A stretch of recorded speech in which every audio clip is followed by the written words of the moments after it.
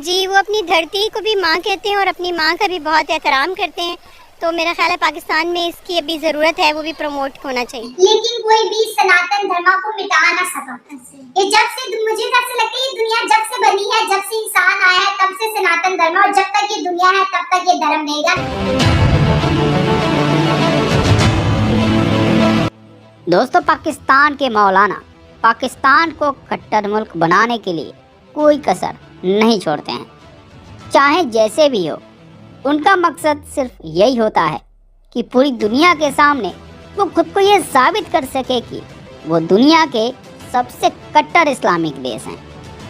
यहाँ तक कि पाकिस्तान अपनी कट्टरता में इतना लीन हो गया है कि वो सऊदी अरब पर भी सवाल उठा चुका है। और यही वजह है कि पाकिस्तान को इस्लामिक देश मुंह तक नहीं लगा रहे हैं। उसी पाकिस्तान की महिलाएं ये कह रही हैं कि पाकिस्तान का जो रीति रिवाज है वो हिंदू धर्म से काफ़ी ख़राब है। हिंदू धर्म के लोग धरती को अपनी माँ मानते हैं और हिंदू धर्म के लोग औरतों की इज्जत करते हैं, जबकि पाकिस्तान में ऐसा कुछ नहीं होता है। ऐसा मैं नहीं बल्कि खुद पाकिस्तान की महिलाएं कह रही है। यहाँ तक कि आजकल इंटरनेट के जरिए सबको ये पता चल रहा है कि इस्लाम की स्थापना कब और कैसे हुई। इसके पहले सनातन धर्म ही धरती पर मौजूद था। इस बात की जानकारी जैसे जैसे पाकिस्तानियों को लग रहा है, वैसे वैसे पाकिस्तान की महिलाएं ये कहने के लिए खुद को रोक नहीं पा रही हैं कि सनातन धर्म बेहतर है और आदिकाल से है, जिसके उदय का कोई पता नहीं और कब से हुआ ये कोई नहीं जानता है। अच्छा मैम, आप मुझे ये बताइएगा, इंडियन कल्चर आपको कैसे लगते हैं? देखिए, हर कौम का एक कल्चर होता है और उसका कल्चर अपनी जगह उनके हिसाब से बहुत अच्छा होता है। इंडिया के भी ऑल्दो हम उनसे डिफ़र करते हैं, बट स्टिल कि वो माँ का जैसे एहतराम करते हैं और उनके लिए जो उन्होंने सेलिब्रेशंस रखी हुई हैं अपनी लैंड के लिए जो करते हैं, तो ये कल्चर मुझे अच्छा लगता है, वो यहाँ भी होना चाहिए। तो आपको लगता है कि वहाँ का कल्चर ये ज़्यादा अच्छा है एज कम्पेयर टू पाकिस्तान के? पाकिस्तान में मदर को उस तरह से नहीं दिया जाता जिस तरह से इंडियन में दिया जाता है। जी, वो अपनी धरती को भी माँ कहते हैं और अपनी माँ का भी बहुत एहतराम करते हैं। तो मेरा ख्याल है पाकिस्तान में इसकी अभी ज़रूरत है, वो भी प्रमोट होना चाहिए। उसके अलावा आपको कोई कल्चर नहीं उनका? नहीं, कल्चर सारे उनके अपने हिसाब से अच्छे हैं। जो हमारे रिलीजियस वैल्यू से डिफर करते हैं तो ऑफ कोर्स वो नहीं अच्छे लगते। अदरवाइज बताइएगा, आपको अगर कहा जाए कि एक कल्चर इंडिया से पाकिस्तान आपको लाएं और अडॉप्ट करें, तो आप कौन सा कल्चर लाना पसंद करेंगे? ख़वातीन को घरों में बैठ जाना चाहिए, घर से बाहर नहीं निकलना चाहिए, लेकिन जिस तरह उनके मर्दों की सारी रिस्पॉन्सिबिलिटी है आउटसाइड द हाउस और इनसाइड द हाउस ख़वातीन की ड्यूटी है डिफाइंड, ये अच्छा कल्चर है। अच्छा, तो आपको लगता है कि इंडिया में ख़वातीन घर में रहती हैं?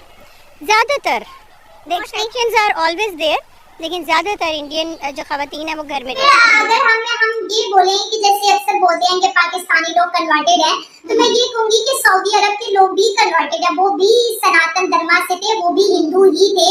बाद में जब इस्लाम आया, इस्लाम की तबलीग हुई, प्रॉफिट सल्लल्लाहु अलैहि वसल्लम ने इस्लाम फैलाया, तो उस वक्त फिर जो है ना, वहाँ से ये जो मंदिर उन्होंने तोड़ दिए, फिर खाना काबा बनाया, मस्जिदें बनाई, मदरसे बनाए। लेकिन अगर तारीख देखी जाए तो फिर वहाँ के लोग भी तो हिंदू थे। खाना काबा में 360 बुतों की मौजूदगी क्या साबित करती है कि वहाँ के लोग जो थे उनका धर्म सनातन धर्म ही था। 360 मतलब साल के 360 दिन, हर दिन एक खास गॉड एंड गॉडेसेस को पूजा जाता था हर एक खास दिन में। और जैसे अक्सर बोला जाता है कि हमारे होली प्रॉफिट ने कभी ये बात नहीं बोली कि किसी के भी मजहब पे बात ना करो या फिर उनके बुत ना तोड़ो।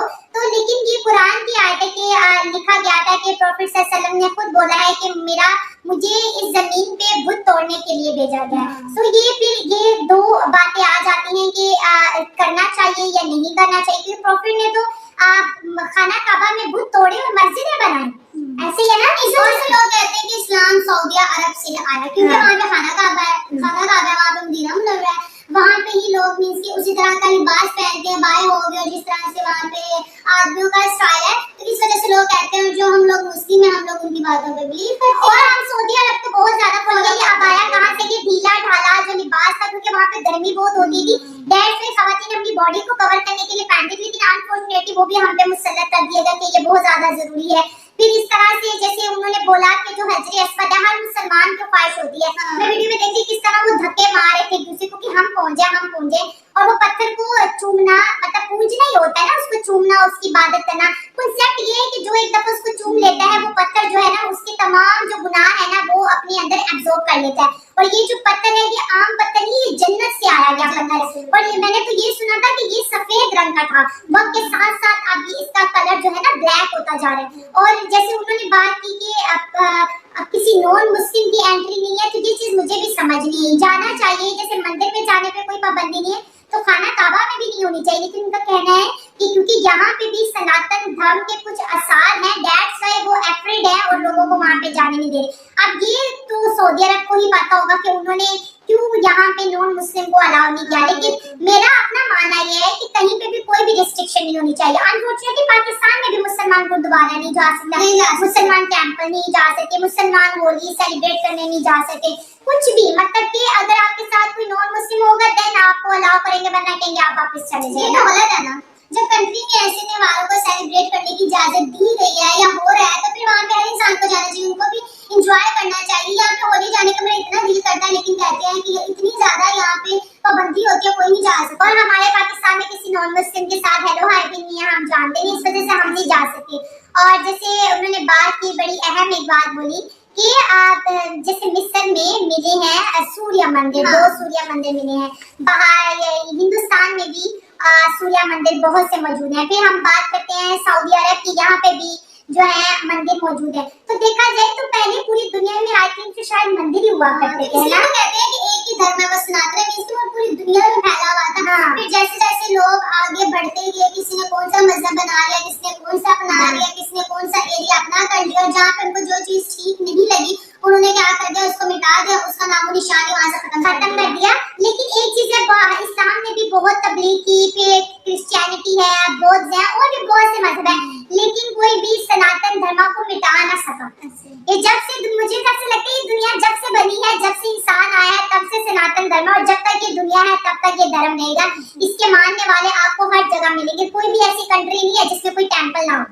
इवन तो पाकिस्तान में बहुत से तोड़े, फिर भी यहाँ पे टेंपल मौजूद है।